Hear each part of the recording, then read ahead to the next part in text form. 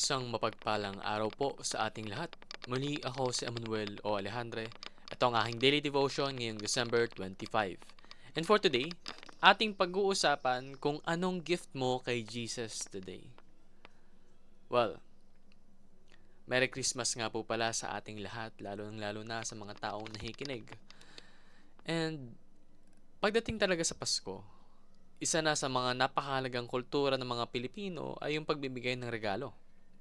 Well, kasama na rin dito, syempre, yung pagtatanggap. Ngunit, kadalasan, iniisip lang natin kung ano yung mga natatanggap natin.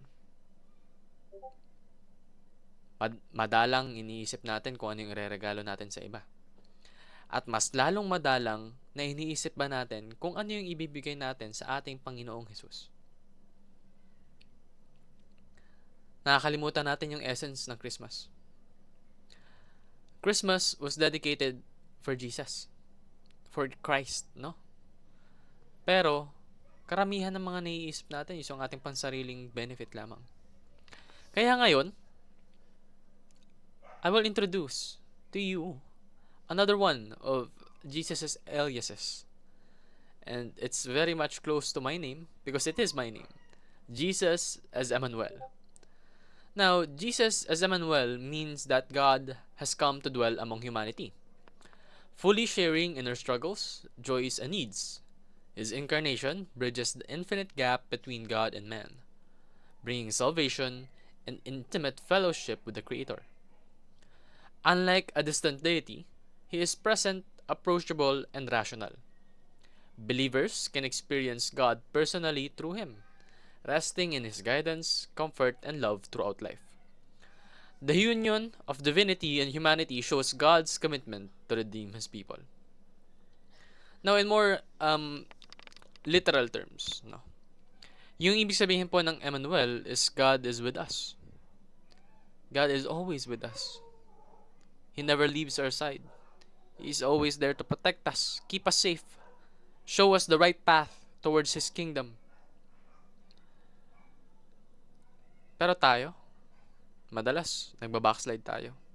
We always sin on a daily basis. And we're lacking in many ways. But still, kahit na ganon, despite the fact that we are not deserving of His love, He still loves us unconditionally. Sabi nga sa Matthew chapter 1 verse 23, "The virgin will conceive and give birth to a son, and they will call him Emmanuel," which means God's with us. Kaya ngayon, may ipaparealize ako sa inyo. You've all been asking for the perfect gifts.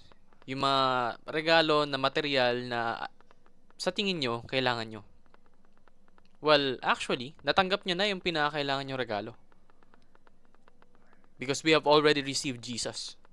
And Jesus is our greatest gift residing in us. And Jesus is our ever-present help. Kahit kailan, kahit saan, kahit sa paanong paraan, nandyan si Jesus para sa'yo. That fact will never change. Maaring naliligaw ka ngayon sa buhay mo. Maaring marami kang pinagtatantong bagay. Pero kumapit ka lang sa Panginoon. Bibiyayaan ka niya. Hindi ka niya iiwanan. Hindi ka niya ahayaan na maligaw pa. Because Jesus is your never-changing friend. Talagang napakaswerte natin sa ating Panginoon. So, as His faithful believers, ano yung dapat natin ginagawa? Unang-una, we should spend time meditating on the presence of God. Alam natin, aware na tayo sa kung ano yung ginawang impact ng Panginoon sa buhay natin. He is the greatest gift that we could have ever received. So, pagnilayan pa natin lalo. Paano ba mas mapalapit sa Panginoon? Paano ba magbigay ng lugod sa pangalan niya?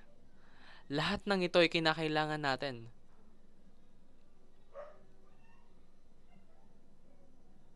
Because we no longer live for ourselves. We live for Jesus, the one and only God, along with the other personas, God the Father, God the Son, and Holy Spirit, that has given their all into blessing us. So we should submit all our burdens and worries to God. Yung Panginoon kaya niyang gawin lahat. Yung problema mo, isang pitik lang niya. Actually, isang titig lang niya. Masosolve yan. So bakit hindi ka lalapit sa Panginoon? Na siyang nagbigay na ng napakaraming blessing sa buhay mo. Yung bahay na to, yung kinakain natin sa pang-araw-araw, sinusuot nating damit. Lahat ito ay nanggaling sa Panginoon.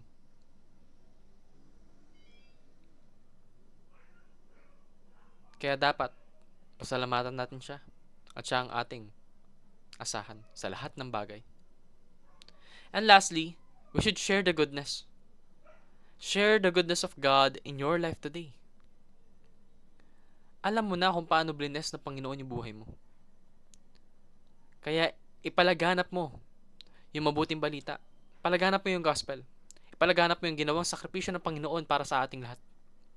In that way, God's kingdom will expand.